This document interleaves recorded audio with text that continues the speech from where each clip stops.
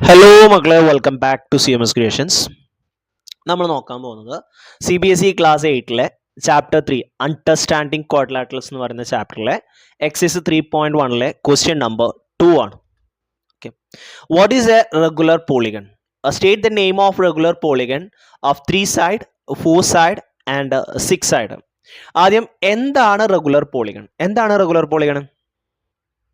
Regular പോളിഗണിന്റെ സൈഡുകൾ equal ആയിരിക്കും, കോണുകളും ഈക്വൽ ആയിരിക്കും. Okay, a polygon with equal length of sides and equal measure of angles called regular polygon.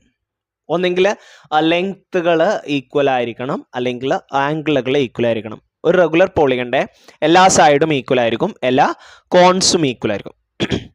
ഇനി പേരുകൾ എഴുതാനാണ്. 3 സൈഡിനെ നമ്മൾ ഇക്വിലാറ്ററൽ ട്രയാങ്കിൾ എന്ന് പറയും. 3 സൈഡിലുള്ളത് ട്രയാങ്കിൾ ആണ്, അത് റെഗുലർ ട്രയാങ്കിൾ എന്നല്ല നമ്മൾ പറയാ, ഇക്വിലാറ്ററൽ ട്രയാങ്കിൾ എന്നാണ് പറയാം. ഇനി 4 സൈഡ്സ് ആണെന്നുണ്ടെങ്കിൽ അതൊരു ക്വാഡ്രിലാറ്ററൽ ആണ്, റെക്ടാങ്കിൾ ആണ്, അങ്ങനെ ഓരോ പേരുകളാണ് അതിന്. ക്വാഡ്രിലാറ്ററൽ എന്നാണ് കോമൺ ആയിട്ട് പറയുന്നത്. ഒരു ക്വാഡ്രിലാറ്ററലിന്റെ 4 സൈഡ്സ് ഈക്വൽ ആയാൽ അതിന് നമ്മൾ പറയുന്നത് സ്ക്വയർ എന്നാണ്.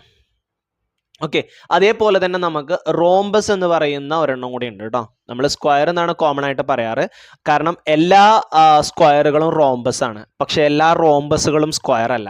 അപ്പൊ സ്ക്വയർ എന്ന് പറയുമ്പോൾ അതിലെല്ലാം പെടും, സ്ക്വയറും പെടും, റോംബസും പെടും.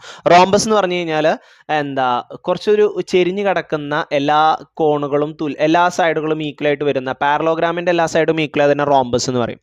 പക്ഷെ സ്ക്വയർ എന്ന് പറയുന്നത് ഓൾ ആംഗിൾസ് 90 ഡിഗ്രി ആയിരിക്കും. ഈ സ്ക്വയറിൽ റോംബസിന്റെ എല്ലാ പ്രോപ്പർട്ടി ആപ്ലിക്കബിൾ ആണ്, പക്ഷേ റോംബസിൽ സ്ക്വയറിന്റെ എല്ലാ പ്രോപ്പർട്ടി ആപ്ലിക്കബിൾ അല്ല. കാരണം സ്ക്വയറിന് ഓൾ ആംഗിൾസ് 90 ഡിഗ്രി ആയിരിക്കണം, റോംബസിന് 90 ഡിഗ്രി ആവണം എന്ന് ഉറപ്പില്ല. അതുകൊണ്ട് സ്ക്വയർ എന്ന് പറയുമ്പോൾ അതിലെല്ലാം പെടും. അതുകൊണ്ട് നമുക്ക് 4 സൈഡ്സിനെ നമ്മൾ പറയാം സ്ക്വയർ എന്നാണ്.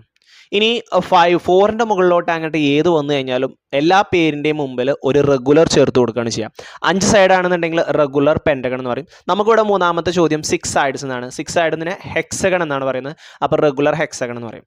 ഇനി ഏതൊന്നായാലും അതിന്റെ കൂടെ റെഗുലർ ചേർത്ത് കൊടുത്താൽ മതി.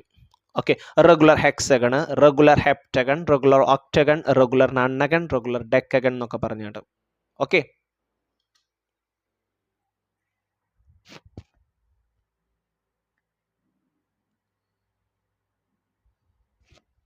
സോ നമ്മൾ ഓരോ ക്വാഡ്രിലാറ്ററിന്റെ പേരുകൾ ഓർത്തിരിക്കുക കേട്ടോ. 3 സൈഡ്, 4 സൈഡ്, 5 സൈഡ് ഒക്കെ വരുമ്പോഴുള്ള ക്വാഡ്രിലാറ്ററിന്റെ പേരുകൾ ഒരിക്കലും മറക്കരുത്. Okay, so thank you for watching this video. Please subscribe for more videos. Thank you.